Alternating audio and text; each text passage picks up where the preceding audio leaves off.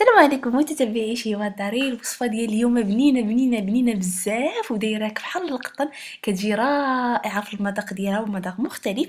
غادي نديرو رغيفه اللي غادي نعمروها بالبخانه وغادي نعمروها بالمشماش، كتجي فنه بزاف. بالنسبه للرغيف ديالنا فغادي نعجنوا العجين هو الاول، والعجينه غادي نحتاجوا فيها نص كيلو ديال الفورص، ربعه ديال سبيسيال، معلقه كبيره ديال خميره العجينه، معلقه كبيره ديال السكر سنيده، الملحه حسب الذوق. فانا بالنسبه لي هنايا كانت نص معلقه كبيره مع مرش ديال الملحه، ومعلقه كبيره ديال الزيت الروميه. الماء اللي غادي يكون دافي. هنعجنوا العجينه ديالتنا عاديه، ونقولها ونعاودها المسمن باش يجيكم زوين. ولا الرغايف العجينه ديالو كتبغي يدليك مزيان باش كتجي رطبه وزوينه. نديرو الزيت حتى هو، وغادي نجمع كلشي بهذا الماء اللي هو دافي. بالنسبه للماء كتستعملوا 300 ملل حتى 350. المهم العجينه خاصها تكون رطبه. فانا دابا هنايا كنجمع، ودابا من بعد ما غادي نساليها غادي نبقى غير كندلكها. هنا العجينه غادي ندلكوها مزيان لمده ديال 10 دقائق، هي قليله ديال الدليك. انا غادي ندلكها مزيان حتى تعطيني الطوح. تقريبا راني 15 دقيقه وندلك فيها. العجينه راه كتولي رطبه بارك عليها. بغيت نقول لكم واحد المعلومه، البنيتات اللي كيكونوا مبتدئات ملي تكونوا كتعجنوا ما عرفتوش واش راه تعجنات مزيان ما تعجناش مزيان، خاص العجينه ديالكم ملي تمشي يعني ديوها بحال هكا، ما خاصهاش ترجع عندكم. الا رجعات عرفوها راه ما دلكاتش مزيان، خاصها تبقى بلاصه فين ديتوها. صافي دابا هي انا غادي نخليها ترتاح هنايا، وغادي نوجدوا الحشوه اللي غنخدموا بها. فبالنسبه للحشوه غادي نديروا كحل غنديروا البخاليني، ولكن حنايا غادي ناخذوا الاول ديالو يعني قبل ما البخانه. فغادي نمشي معكم دقه دقه نعطيكم المقادير. هنايا غادي نحتاجوا المشماش تقريبا قياس ديال 30 غرام 40 غرام بحال هكاك مشماش. باش غادي نصايبوا البخانه غادي نحتاجوا 100 غرام ديال سنيده، 150 غرام ديال اللوز. غادي نبداو باللوز، غادي نحمروه. فغادي خصكم واحد المقله اللي تكون ما كتحرقش، غادي تبقاو مقابلين اللوز بالتحراك حتى يتحمر لينا. هنايا اللي اللوز تحمر نجيب سنيده وغادي نخليه يتعسل. غادي نقصوا شويه على العافيه هنايا، وغادي تبقاو مقابلينه حتى غادي يذوب لينا داك السكر سنيده. صافي اللوز بركه عليه راه تكاريميليزا. غادي نحيدو فوق البوطه، غنحطو هنايا فوق الورقه.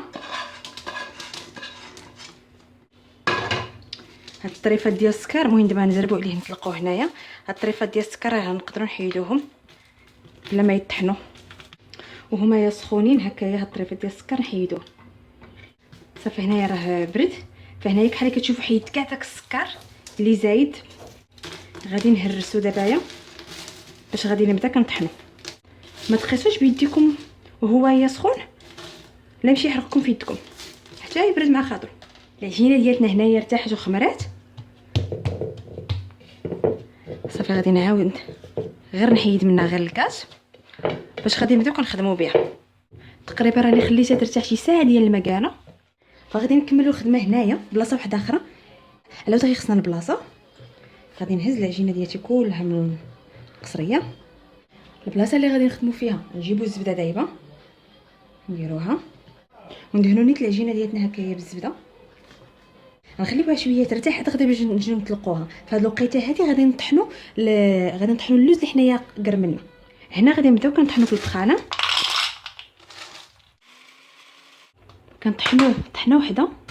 نتوما تشوفوا كيفاش داير، ما تخليوش حتى يولي كاع سايل. صافي بركه عليه غير هكا. غادي نخلطو مع الاولاني باش يجيو حبات مقرمشين وحبات عاوتاني داكشي مطحون. هذا هو البخانه من بعد ما وجدناه. ما كطحنوش، قلت لكم بحال كيولي فريمون بخانه. تخليو ضروري هكا طريفات مهرمشين. الا عندكم طحانه اللي تخليهم غير مهرمشين يكون حسن.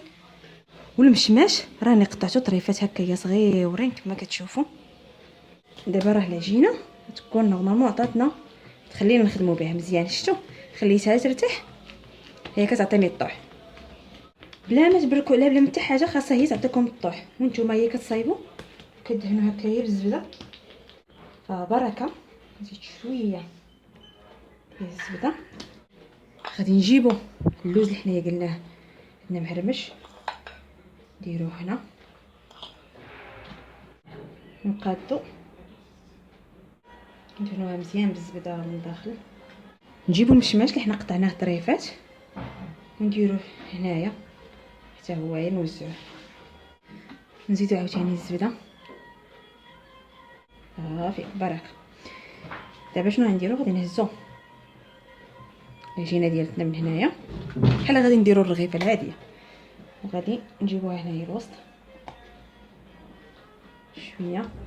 اش قلت لكم دهنوا البلاصه اللي حنا كنخدموا فيها باش ما تلصقش لينا بحال هكا كيما كاين. غادي نزيد ندهن الزبده مزيان، بلي غادي نزيد نعلي هنايا شويه. نجيب هذا الباقي اللي بقى ليا ندير غير واحد شويه هنايا. عاوتاني غادي نهزو العجينه الاخرى وغادي نجيبوها فوق سميتو العجينه الاولى، نديرها مزيان بالزبده باش كتجي مورقه وكتجي زوينه في نفس الوقت. دابا اللي خليتها هكايا شويه ترتاح ندهن هنايا غير شويه ديال الزيت في البلاصه اللي نخدموا فيها. غنجيو للعجينه، راه العجينه طويله داكشي علاش راه الطبله طويله. غادي نبداو كنلويو فحال هكا كنقرصو، نجيبها عاوتاني لهنا ونجر عندي العجينه.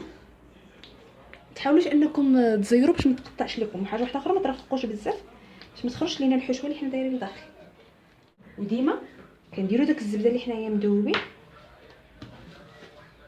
باش تجينا رطبه بحال هكا. شفتوا غير كترتاح راه كتمشي معاكم العجينه. رزه واش من الرزه. راه ممكن اللي ما بغاش مثلا دير فيها هاد الحشوه اللي حنا درنا ديال الطحانه ولا سميتو، تقدر ديرها غير بالزبده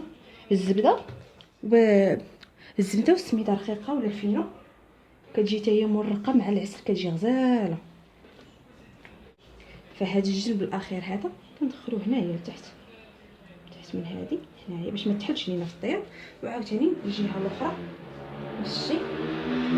غادي نجيب الطاوه اللي غادي نحط فيها ونيت اللي هي نفسها غادي نطيب فيها. دابا هي الزيت وغندهنوها مزيان كلها باش ما تلصقش لينا فيها الرغيفه. وغادي نهزو رغيفتنا كامله هكا في يدي. نجيب الطاوه ونحطها فيها نيشان، ولكن التكراس ما غاديش نقرصوها دابا، غادي نخليوها ترتاح واحد شويه عاد غادي نقرصوها، سينو غادي تعذبنا في التكراس ديالها. هنا العجينه راه خليتها ترتاح واحد نص ساعه بحال هكذاك فحال ما ارتاحش حما مزيان. فغادي نجيب الزبده وغادي نبدا كنقرص فيها.